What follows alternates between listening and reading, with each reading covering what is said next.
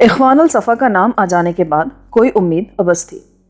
میرے ذہن پر یک بیک بیزاری چھا گئی، مگر میں یہ سمجھنے سے قاصر تھا کہ ہاشم کے فون کرنے سے وہاں پہنچنے تک آدھے گھنٹے میں ایسا کیا واقعہ رونما ہوا کہ فوجیوں نے ابو سلطان پر ہاتھ ڈالنے کی کوشش میں اسے ہلاک ہی کر ڈالا۔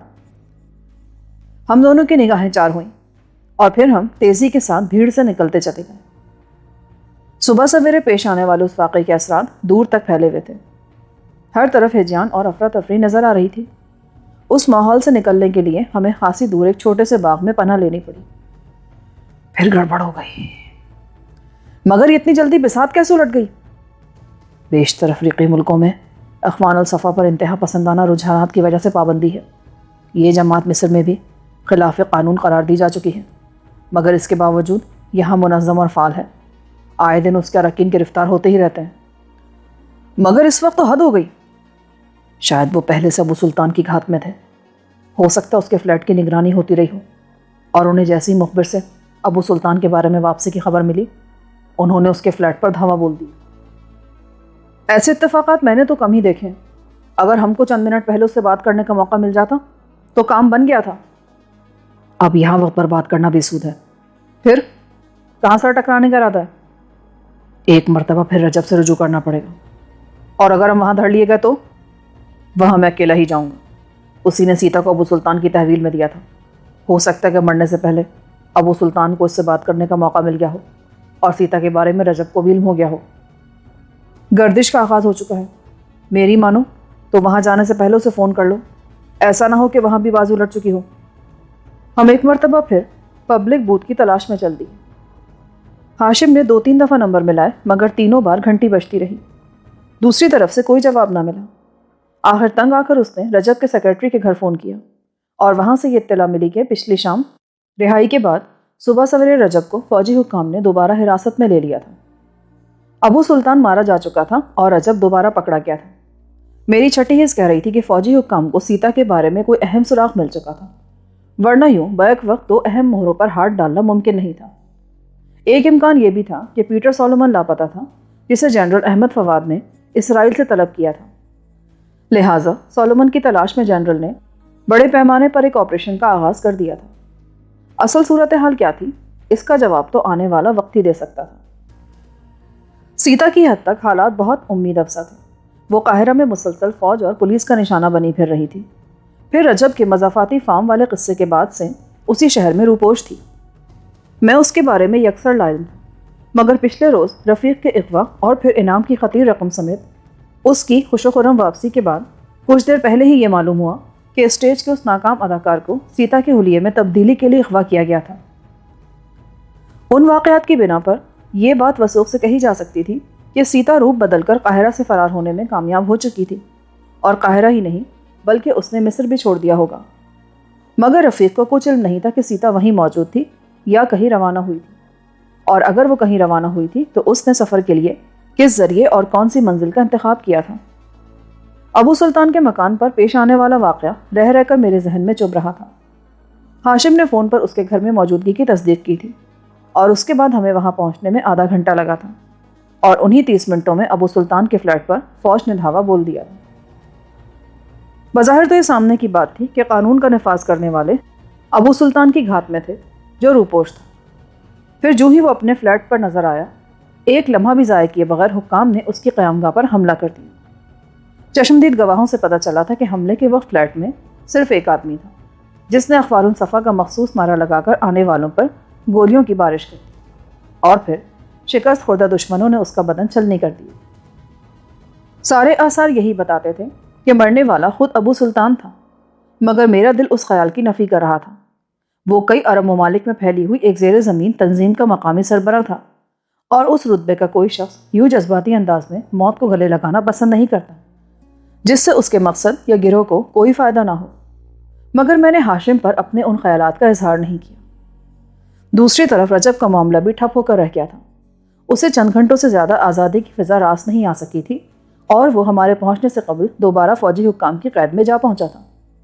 اس سے ہاشم کو صرف اسی قدر معلوم ہو سکا کہ اس کے فارم سے ہٹائے جانے تک سیتا کا ایک صحرائی قافلے میں شامل ہو کر خرطوم کی طرف روانہ ہونے کا پروگرام تھا، جو اخوان الصفا کی خفیہ سرگرمیوں کا مرکز تھا۔ یہ کے بعد دیگرے 2 بری خبروں کے بعد ہاشم کو چپ سی لگ گئی تھی۔ اب کدھر کا ارادہ ہے؟ میں نے اسے مخاطب کیا تو وہ یوں بھڑکا جیسے راگیروں کے ہجوم سے گزرنے کے باوجود وہ خود کو تنہا سمجھ رہا ہو۔ کہاں سر لڑایا جائے؟ تمہارے لب و لہجے سے مایوسی کی بو آ رہی ہے۔ ان حالات میں تو مسکرانا بھی گناہ معلوم ہو رہا ہے۔ ہم ایک مرتبہ پھر ایسے بند کمرے میں آ پہنچے ہیں جہاں چاروں طرف پتھر کی دیواریں ہیں۔ نکاسی کی راہ ضرور ملے گی، مگر حوصلہ رکھنا ضروری ہے۔ ہو سکتا ہے کہ ابو سلطان زندہ ہو۔ وہ میرا ہاتھ تھام کر اضطراری انداز میں ایک طرف لے گیا اور تیز مگر سرگوشیانہ لہجے میں غرایا، تم مجھے بہلا رہے ہو؟ اگر مرنے والا وہی تھا تو میری رائے میں اسے امیر بننے کا کوئی حق نہیں تھا۔ تو کیا وہ ہتھیار ڈال کر خود کو ان بھیڑیوں کے رحم و کرم پر چھوڑ دیتا؟ ان حالات میں ہر سمجھدار آدمی یہی کرتا۔ وہ اسے چند روز میں ہی سولی پر ٹانگ دیتے۔ چند روز تو مل جاتے نا، اس مدت میں فرار کا امکان تو باقی رہتا نا۔ یہ مقدر کی بات ہوتی ہے۔ اگر تم بدترین اور جان لیوا ماحول سے بھی فرار میں کامیاب ہوتے رہے ہو تو یہ ضروری نہیں کہ ہر شخص خود کو اتنا ہی خوش نصیب سمجھتے ہوئے زندگی بھر کا قیدی بن جائے۔ چلو اب گھر چلو۔ کس کے گھر؟ رفیق کے گھر؟ مجھے کیوں گھور رہے ہو؟ شاید عابدہ کے بارے میں تمہیں میری باتوں پر یقین نہیں آیا۔ جو تم نے کہا وہ میں نے مان لیا، مگر نہ جانے کیوں میں عابدہ کا سامنا نہیں کرنا چاہتا۔ تمہارا دل صاف ہے، مگر میں نے غیر جانبدار تماشائی کی طرح اس کی نگاہوں میں تمہارے لیے بے انتہا پسندیدگی دیکھی ہے۔ میں تمہیں بھی یہی مشورہ دوں گا کہ اب ادھر کا رخ نہ کرو۔ تمہارے دوست کا گھر ہے وہ، تم وہاں نہ گئے تو میرا اس راستے پر بھلا کیا کام ہے؟ مگر تمہاری باتوں نے میرا دل دکھایا ہے۔ تم عابدہ کو غیر ضروری اہمیت دے رہے ہو، حالانکہ وہ رفیق کی محض داشتہ ہے جو کبھی بھی بدلی جا سکتی ہے۔ مگر وہ برسوں سے ساتھ رہ رہے ہیں، ان میں میاں بیوی جیسی چاہت اور ہم آہنگی ہے۔ اس کے الفاظ نے مجھے پھٹ پڑنے کا موقع فراہم کر دیا۔ میاں بیوی کے مقدس رشتے کو گالی نہ دو ہاشم۔ اگر ان میں اسی قدر خلوص ہوتا تو وہ اب تک شادی کر چکے ہوتے۔ چند ٹکوں یا چند لمحوں کے لیے آشنائی کرنے والی کبھی اس مقدس رشتے کو سمجھ ہی نہیں سکتی جو میاں بیوی کے درمیان پروان چڑھتا ہے، اور وہ تو اسٹیج پر ناچنے والی ہے۔ دن میں نہ جانے کتنے لوگوں کو پیار بھری نگاہوں سے دیکھتی ہوگی۔ تم کہاں تک رفیق کی آبرو کو محفوظ کرتے پھرو گے؟ میں نے براہ راست کچھ کہے بغیر اپنے دل کا غبار نکال دیا۔ جب سے ہاشم نے عابدہ کے بارے میں بات چھیڑی تھی میں اندر ہی اندر خود کو بونا سا محسوس کر رہا تھا، مگر دل ہلکا ہو جانے کے بعد وہ بے بنیاد سی شرمساری جاتی رہی۔ شاید تم درست کہتے ہو، میں اس ماحول کا عادی نہیں ہوں۔ غلطی میری ہے، مجھے تم سے براہ راست اس موضوع پر بات نہیں کرنی چاہیے تھی، مگر تم نے بھی اینٹ کا جواب پتھر سے دیا ہے۔ شاید تم اس کے بغیر قائل بھی نہ ہوتے۔ وہ کس لیے ساتھ رہتے ہیں؟ رفیق بے روزگار ہے، اور تم غور کرو تو وہ عابدہ کی کمائی پر ہی پل رہا ہے۔ اس نے یقیناً عابدہ کو بہت سی ناگفتنی رعایتیں دی ہوں گی، اور تم نے اس عورت کی خاطر میرے دامن پر داغ لگانے کی کوشش کی ہے۔ تم مجھے غلط سمجھے ہو، میں بات اتنی نہیں بڑھانا چاہتا تھا۔ مجھے معاف کر دو، ہم اسی کے گھر چلیں گے۔ اس نے میرا بازو مضبوطی سے دبوچ لیا۔ میں رفیق کو صرف اتنا پوچھنا چاہتا تھا کہ اس نے سیتا کا میک اپ اپنی مرضی سے کیا تھا یا کسی تصویر کے مطابق، مگر اب میں ادھر کا رخ نہیں کروں گا۔ بات کو اتنا طول نہ دو، اپنی باتوں پر ٹھنڈے دل سے غور کرو ہاشم۔ تم نے بہت بڑی بات کہی ہے اور مجھے اس پر برا ماننے کا پورا حق ہے۔ میں جو کہہ رہا ہوں مجھے معاف کر دو، ورنہ باخدا تمہارے سر میں گولی مار کر خودکشی کر لوں گا۔ میں مرنے سے نہیں ڈرتا، میں جانتا ہوں اور یہ بھی سمجھ گیا ہوں کہ میں نے چاند پر کیچڑ اچھالنے کی نادانستہ حماقت کی تھی، مگر اب مجھے زیادہ شرمندہ مت کرو۔ ختم کرو اس ناگوار قصے کو، میری طرف سے تو ختم ہی سمجھو۔ تو پھر چلو رفیق کے گھر۔ یہ ہرگز نہیں ہوگا۔ میں اسی وقت تمہارا دل صاف سمجھوں گا جب تم میرے ساتھ وہاں چلو گے۔ میرا انکار جاری رہا اور وہ اصرار کرتا رہا۔ نتیجہ یہ نکلا کہ کافی بحث کے بعد مجھے اس کے ہمراہ رفیق کے گھر کی طرف روانہ ہونا ہی پڑا۔ گھر پہنچے تو رفیق غائب تھا اور عابدہ موجود تھی۔ میں نے ہاشم کی گفتگو کے انتقامی رد عمل کے طور پر عابدہ کی دل آویز مسکراہٹ کا جواب نہایت فراخ دلی سے دیا۔ رفیق کہاں ہے؟ میں نے مسکرا کر پوچھا۔ آتا ہی ہوگا۔ وہ داہنی آنکھ دبا کر بولی اور میرا خون یک بہ یک کن پٹیوں میں ٹھوکریں مارنے لگا۔ ہاشم شروع سے ہی سر جھکائے بیٹھا تھا، لہٰذا اسے نہ میری مسکراہٹ کی خبر تھی اور نہ ہی عابدہ کی چشمک زنی کی، جبکہ میری دلی خواہش تھی کہ وہ ان تفصیلات کو بغور دیکھے اور مسلسل ندامت میں مبتلا رہے۔ شاید انعام کی رقم ٹھکانے لگانے کا عمل شروع ہو گیا ہے۔ ٹھیک کہہ رہے ہو، اسے کیوبا کے قیمتی سگار ہمیشہ سے پسند رہے ہیں، وہی لینے کے لیے گیا ہے۔ اسے مہنگے شوق رکھنے کا حق حاصل ہے۔ کیا مطلب؟ ہاشم بھی سر اٹھا کر میری طرف متوجہ ہو گیا۔ شاید اسے ڈر ہوگا کہ میں عابدہ سے کوئی تلخ کلامی نہ کر گزروں، حالانکہ اس وقت تو میں اس سراپا ناز کے لیے سرتاپا نیاز بنا ہوا تھا۔ تم جیسی یعنی سمجھدار بیوی کے ہوتے ہوئے آدمی کو کوئی فکر نہیں ہونی چاہیے۔ اس معاملے میں رفیق بہت خوش نصیب معلوم ہوتا ہے۔ میں نے زمائنی بات کہتے کہتے ارادہ بدل کر وضاحت کر ڈالی۔ قہوہ نہیں پلاؤ گی؟ ہاشم نے موقع پاتے ہی ہماری گفتگو کا تسلسل توڑ دیا۔ ابھی لائی۔ عابدہ یہ کہہ کر وہاں سے اٹھ کر چلی گئی۔ تم مجھے معاف نہیں کرو گے؟ کس سلسلے میں؟ عابدہ سے بات کرتے ہوئے تمہارے تیور جارحانہ تھے۔ وہ پہلے روز سے ہی میرے لیے چیلنج بنی ہوئی ہے۔ میرے انداز گفتگو کا تمہارے معاملے سے کوئی تعلق نہیں تھا ہاشم۔ وہ تمہارا اور عابدہ کا معاملہ ہے، مجھے درمیان میں ذلیل مت کرو۔ ٹھیک ہے، احتیاط کروں گا، میں نے سرسری طور پر کہہ ڈالا، حالانکہ اس وقت مجھے ہاشم سے کوئی ہمدردی نہیں رہی تھی۔ ہم دونوں خاموش اور اپنے اپنے خیالات میں گم سگریٹیں پھونکتے رہے۔ ہمارے درمیان عابدہ کی وجہ سے ایک غیر محسوس سی دیوار حائل ہو چکی تھی، جسے گرانا ہاشم کے بس کی بات نہیں تھی، اور مجھے اس کے ہونے یا نہ ہونے سے بھی کوئی دلچسپی باقی نہیں رہی تھی۔ اس وقت میرے ذہن میں ایک ہی دھن سوار تھی کہ عابدہ کی ہر دعوت کو شرف قبولیت بخشا جائے۔ میری طرف سے تمہارا دل ابھی تک صاف نہیں ہوا؟ تلوار کے زخم جلدی بھر جاتے ہیں، رفتہ رفتہ تمہاری شکایت جاتی رہے گی۔ ویسے میں دانستہ تمہارے ساتھ مخاصمانہ رویہ اختیار نہیں کر رہا۔ اس بار مجھے اپنی زندگی کا ایک اہم ترین تجربہ حاصل ہوا ہے۔ وہ کیا؟ نجی موضوعات پر کسی قریبی دوست سے بھی کھل کر بات نہیں کرنی چاہیے، ورنہ غلطی کا مداوع ناممکن ہو کر رہ جاتا ہے۔ میرا خیال ہے تم اس موضوع کو ضرورت سے زیادہ اہمیت دے رہے ہو، میں نے نرمی سے کہا۔ میرے لیے تمہاری خوشنودی سب سے زیادہ عزیز ہے۔ تم نے جنرل کے بارے میں کیا سوچا؟ میں نے اس کا دھیان بٹانے کی نیت سے ایک نیا موضوع چھیڑ دیا۔ کون جنرل؟ جنرل احمد فواد۔ آج کسی وقت بیروت سے حکام آئیں گے، انہی کی روشنی میں نئے اقدامات کیے جائیں گے، یا میں طرابلس واپس چلا جاؤں گا۔ میرا معاملہ تو خیر اس وجہ سے بگڑ گیا تھا کہ سیتا آخری ایام میں لیبی حکام کے عتاب کا نشانہ بن گئی تھی، ورنہ میرا خیال ہے تم لیبیا میں آزادی کے ساتھ کام کرتے ہو۔ لیبیا میں آزادی کا تصور قدرے مختلف ہے۔ وہ کیسے؟ وہاں مکمل آزادی کے لیے قدم قدم پر رکاوٹیں حائل ہوتی رہتی ہیں، مگر افواج آزادی فلسطین کے عہدیدار کے لیے میزبان ملک کی سرکاری پالیسی کی بھلا کیا اہمیت ہو سکتی ہے؟ بظاہر نہیں ہوتی، لیکن عملاً ساری اہمیت اسی کی ہے۔ یوں سمجھو کہ لیبیا کی حکومت استعمار، نوآبادیت اور استحصال کے خلاف چلنے والی ہر تحریک کی اصولی طور پر حمایت کرتی ہے، خواہ وہ قطب شمالی میں ہو یا سوڈان میں، اور اس ضمن میں وہ تخریب اور تشدد کو بھی جائز سمجھتی ہے۔ مگر یہ غیر مشروط حمایت عملاً مشروط ہے، کیونکہ صدر قذافی کے فیصلوں سے اتفاق نہ کرنے والے افراد کے ساتھ ہی ان کی تنظیمیں بھی لیبی حکومت کی حمایت سے محروم ہو جاتی ہیں۔ لہٰذا لیبیا میں آزادی سے کام کرنے کے لیے مجھے وہاں کی حکومت کے ہر فیصلے اور موقف کی تائید میں داد و تحسین سے لبریز بیانات جاری کرنے پڑتے ہیں۔ یوں ہی صحیح، اگر تم سر سے لا کر بھیجا کھانے کی استطاعت رکھتے ہو تو یہی کیا کم ہے۔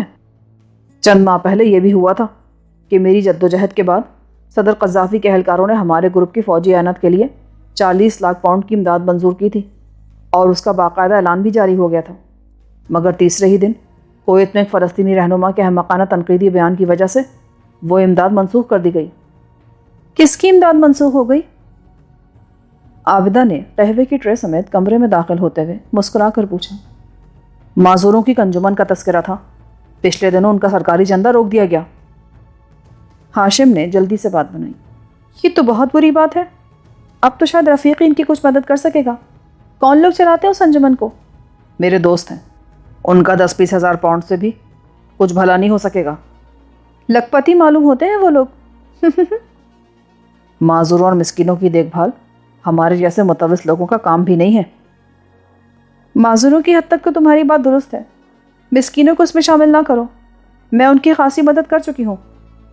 کن مسکینوں کا ذکر ہے یہ؟ ہندی مسکین۔ وہ زور سے ہنسی، اور اس وقت مجھے پہلی بار اندازہ ہوا کہ عرب نژاد افراد ہندوستانی باشندوں کو بلا کسی تخصیص کے مسکین کہہ کر پکارتے تھے۔ کیا قصہ تھا؟ پچھلے دنوں دمشق میں ہند کے یوم آزادی کے موقع پر ایک ہندی مسکین نے ویرائٹی شو منعقد کیا تھا، جس میں شرکت کے لیے مجھے 2 طرفہ ٹکٹ اور مفت قیام و طعام کے علاوہ اس نے 6,000 پاؤنڈ نقد دیے تھے۔ سنا ہے کہ ساری ادائیگیوں کے بعد اسے 1,500 مصری پاؤنڈ کے مساوی رقم بچی، جس پر وہ بے حد خوش تھا۔ عابدہ کو ملنے والی مراد اور معاوضے سے صاف ظاہر تھا کہ اسٹیج پر اسے اپنے جسم کی بے حجاب نمائش پر آمادہ کیا گیا ہوگا، مگر اس وقت میں نے وہ پہلو چھیڑنا مناسب نہیں سمجھا، بلکہ اس گمنام ہندی مسکین کی مدافعت میں ایک فقرہ کہہ گیا۔ ہو سکتا ہے اسے 1,500 پاؤنڈ سے زیادہ کامیاب پروگرام کی خوشی ہو۔ یہ تم اس لیے کہہ رہے ہو کہ ان سے ناواقف ہو؟ یہ لوگ کوڑیوں کے عوض اپنی ہر چیز داؤ پر لگا دیتے ہیں۔ کسی قوم کو برا نہ کہو عابدہ، میں ایسے مصریوں سے واقف ہوں جو حلوے مانڈے کے لیے اپنی محبوباؤں کو لمحوں کی سوداگری پر اکساتے رہتے ہیں۔ وہ بہت چالاک تھی، لہٰذا میرے تبصرے پر کھلکھلا کر ہنس پڑی۔ ہندیوں سے بہت ہمدردی ہے تمہیں؟ میری محبوبہ ایک ہندی لڑکی ہے، اور میں اس کی پاک دامنی کی قسم بھی کھا سکتا ہوں۔ ہاشم جو اس وقت تک ہکا بکا بیٹھا ہم دونوں کی بحث سن رہا تھا، اس نازک موڑ پر چونکے بغیر نہ رہ سکا۔ شاید اس نے اندازہ کر لیا تھا کہ عابدہ سے بات کرتے کرتے میرے جذباتی دھارے کا رخ سیتا کی طرف ہو گیا تھا۔ تم ٹھیک کہہ رہے ہو، ایک آدھ فرد کے کردار کو کلیہ نہیں بنایا جا سکتا۔ وہ براہ راست مجھ سے مخاطب ہو کر جلدی سے بولا، تمہارا دوست بہت زیادہ آتش مزاج ہے۔ کوئی بھی شخص اپنی محبوبہ کے وطن کی برائی برداشت نہیں کر سکتا۔ برا نہ مانو تو ایک بات کہوں؟ عابدہ نے براہ راست میری آنکھوں میں دیکھتے ہوئے پوچھا۔ اچھے لوگ بری باتوں کا بھی برا نہیں مانتے۔ حسین و جمیل ہندی عورتیں عرب ملکوں کو سونے کی کان سمجھ کر گھریلو خادماؤں کے طور پر یہاں آتی ہیں، اور پھر اپنی بے حجاب اداؤں کے سہارے کسی عرب کی محبوبہ یا تیسری چوتھی بیوی بننے میں کامیاب ہو جاتی ہیں۔ تمہارے حق پر ڈاکہ ڈالتی ہیں، یہی مطلب ہوا نا؟ اوف، اگر تم دونوں کسی اور موضوع پر بات نہیں کر سکتے تو مجھے اجازت دو کہ میں رفیق کو ڈھونڈ لاؤں۔ ہاشم فیصلہ کن انداز میں اٹھ گیا۔ عابدہ کو ان باتوں میں مزہ آ رہا ہے۔ تمہیں یہ زیب نہیں دیتا کہ تم رفیق کی غیر موجودگی میں اس کے دوستوں سے ایسے موضوعات پر بات کرو۔ ہاشم نے ملامت آمیز لہجے میں عابدہ سے کہا، یہ میرے اور رفیق کے باہمی اعتماد کا معاملہ ہے، مجھے اخلاق کی تربیت دینے کی کوئی ضرورت نہیں ہے۔ تو پھر میرا چلے جانا ہی بہتر ہے، ہاشم نے خشک لہجے میں کہا، اور تیزی سے مڑ کر نکاسی کے راستے کی طرف بڑھتا چلا گیا۔ نہ ہی میں نے اسے روکا اور نہ ہی عابدہ نے اسے ٹوکنے کی ضرورت سمجھی۔ وہ چند لمحے تک دروازے کی دیکھتی رہی، پھر ہنستی۔ ایسے کیوں ہنس رہی ہو؟ جل گیا، یہ برداشت نہیں کر سکا کہ اس کی دوست کی بیوی کسی اور سے ہنس کر بات کرے۔ اور اگر اس نے رفیق سے شکایت کر دی تو؟ وہ ہاشم کے سامنے جو چاہے اداکاری کر لے، مگر میرے سامنے دم مارنے کی جرت بھی نہیں کر سکے گا۔ کچھ دیر بعد رفیق آ گیا۔ اس کے پیچھے ایک حمال بھی تھا، جس کے سر پر لدی ہوئی ٹوکری بھانت بھانت کے سامان سے بھری ہوئی تھی۔ مجھے دیکھ کر اس کا چہرہ کھل اٹھا۔ ہاشم نہیں ملا تمہیں؟ ہاشم کہاں ہے؟ وہ تمہیں ڈھونڈنے نکلا تھا کچھ دیر پہلے، میری اور عابدہ کی بحث سے بوکھلا کر بھاگ نکلا تھا۔ تم تو صرف سگار لینے کے لیے گئے تھے نا؟ عابدہ نے بار بردار کی ٹوکری کا جائزہ لیتے ہوئے چالاکی کے ساتھ میری بات کاٹ دی۔ کچھ چیزیں تمہارے لیے بھی لے آیا۔ رفیق کا انداز والہانہ تھا۔ اس نے مزدور کو اجرت دے کر رخصت کیا تو عابدہ سامان سمیٹنے میں مصروف ہو گئی، اور میں رفیق کو تخلیے میں لے گیا۔ صبح تم سے بات پوچھنی بھول گیا تھا، تم نے جس لڑکی کا میک اپ کیا وہ واقعی سیتا تھی کیا؟ یہ تو میں نے صبح ہی بتا دیا تھا کہ وہ 100% سیتا ہی تھی، مگر تم اور ہاشم اس معاملے میں اتنے زیادہ پرجوش کیوں نظر آ رہے ہو؟ اس کی صورت تم نے اپنی مرضی سے تبدیل کی تھی؟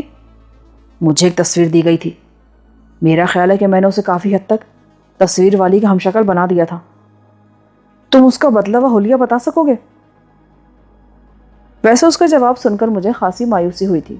میرا خیال تھا کہ وہ صرف تصویر کے بجائے کسی پاسپورٹ پر لگی ہوئی تصویر کا حوالہ دے گا۔ خد و خال میں کوئی بڑی تبدیلی تو ناممکن تھی۔ قابل ذکر بات یہ تھی کہ مجھے سرخ و سفید عورت کی جلد کو سیاہی مائل کرنا پڑا۔ مصری تو زیادہ تر گندمی، مصری نہیں، اس رنگ روپ میں وہ کسی سوڈانی قبیلے سے متعلق نظر آ رہی تھی۔ میں نے اس کے بالوں کی ترتیب بدلنے پر بڑی محنت کی تھی۔ کوئی اور بات؟ میں سوڈانیوں کے درمیان تھا اور وہ ان سے کافی مانوس نظر آ رہی تھی۔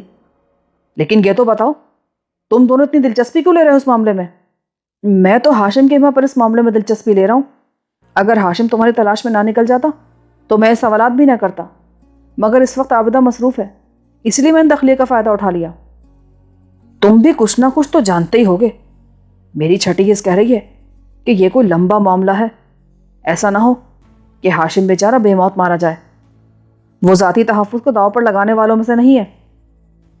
میں نے اس سے پیچھے چھڑانے کے لیے کہا، میرا خیال ہے وہ آج کل فلسطینی گروپوں کے معاملات میں ضرورت سے زیادہ ملوث ہو گیا ہے۔ مجھے اس سے براہ راست اس موضوع پر بات کرنے کی ہمت نہیں ہوتی، لیکن تم اس کے دوست ہو تو اس کو روکو۔ آج کل کے حالات بہت نامساعد ہیں۔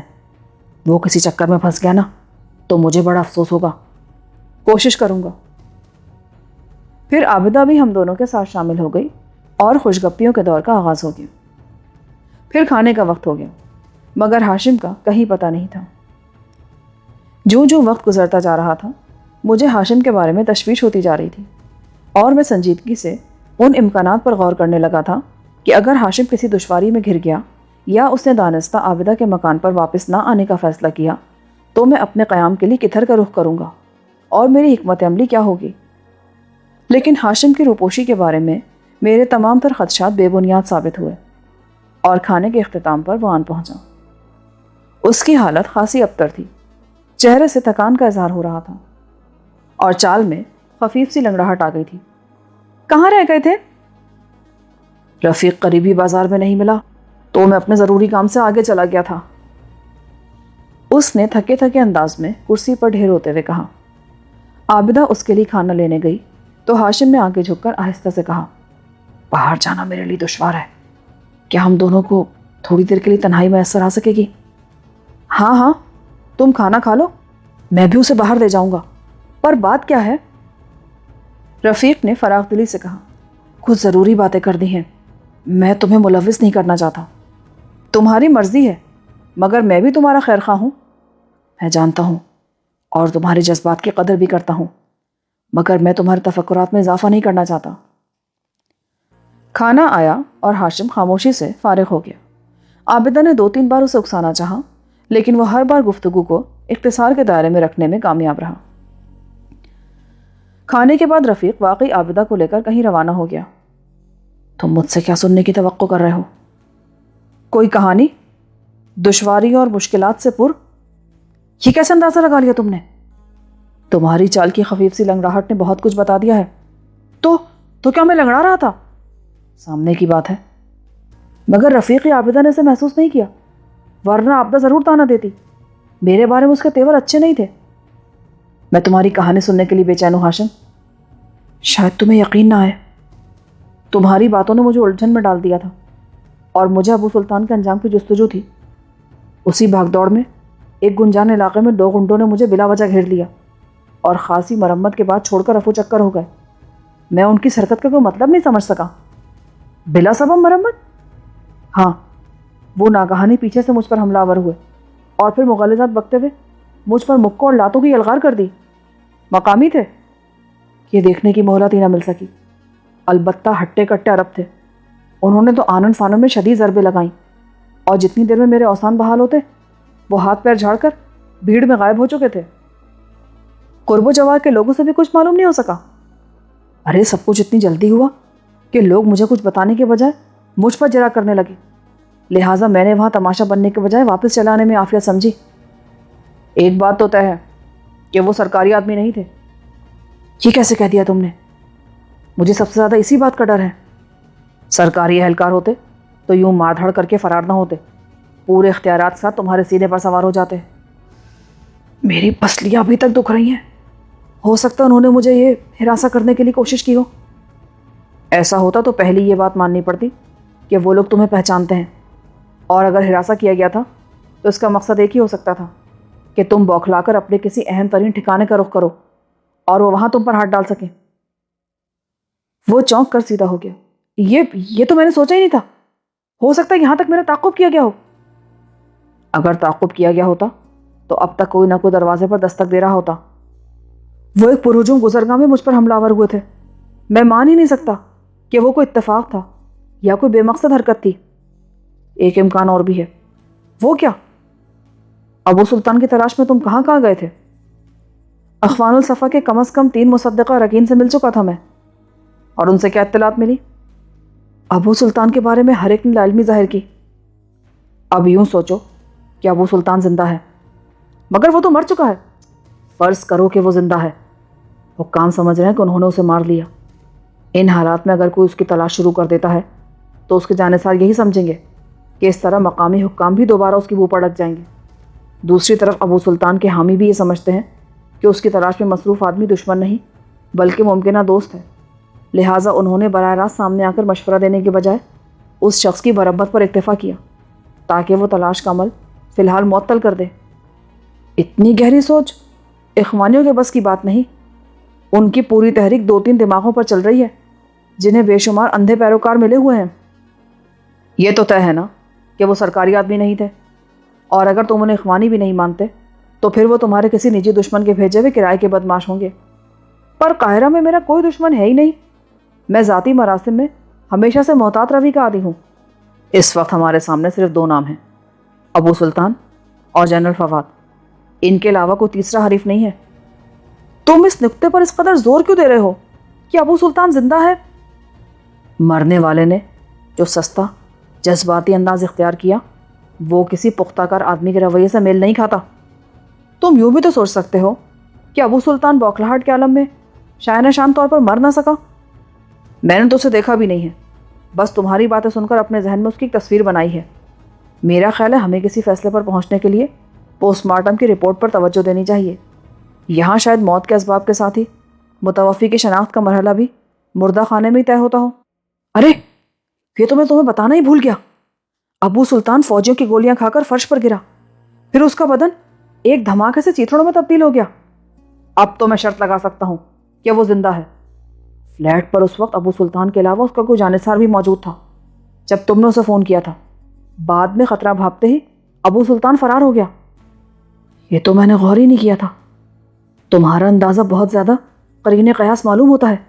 مرنے والے نے مرتے مرتے اسی لیے اپنی ذات پر کوئی گرینیڈ وغیرہ آزما لیا کہ اس کی شناخت نہ ہو سکے اور یہی سمجھا جائے کہ وہاں مرنے والا آدمی ابو سلطان ہی ہوگا۔ سوڈان میں تو تم نے بتایا کہ اخوان الصفا خلاف قانون ہے، مگر مصر میں اس کی کیا حیثیت ہے؟ مصر میں بھی وہ لوگ زیر عتاب ہیں۔ یہ فرق ضرور ہے کہ یہاں سرکاری اہلکار شکاری کتوں کی طرح ان کا پیچھا نہیں کرتے۔ اتنی پابندی کے باوجود وہ تحریک زندہ کیسے ہے؟ انہیں سرمایہ کہاں سے ملتا ہے؟ میں نے تمہیں لیبیا کے رجحانات کے بارے میں بتایا تھا۔ وہی اخوان الصفا کا سب سے بڑا سرپرست ہے۔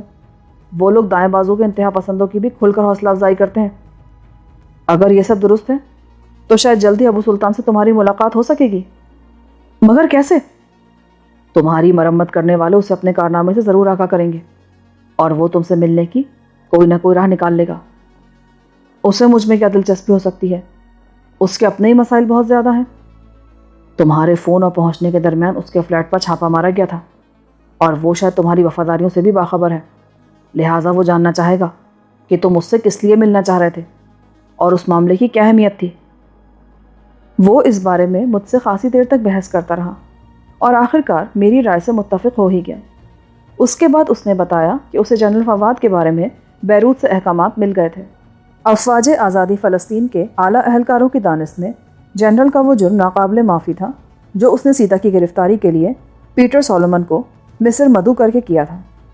سولومن کی ذاتی صلاحیتیں جو بھی رہی ہوں، مگر بنیادی نقطہ یہ تھا کہ وہ اسرائیل کا تنخواہ دار سرکاری ملازم تھا اور اسے بلا کر عربوں کی اصولی خودداری پر ناقابل تلافی کاری ضرب لگائی گئی تھی۔ تنظیم کے قائدین اس معاملے کو مصری قیادت کے سامنے سفارتی سطح پر بھی اٹھانے کا ارادہ رکھتے تھے، کیونکہ سرکاری پالیسی میں کسی بڑی تبدیلی کے بغیر جنرل کے لیے کوئی ایسا قدم اٹھانا ممکن نہیں تھا۔ مگر ہاشم کے لیے خفیہ حکم بہت واضح تھا۔ اسے ہر قیمت پر جلد از جلد جنرل احمد فواد کا کام تمام کرنے پر مامور کر دیا گیا تھا۔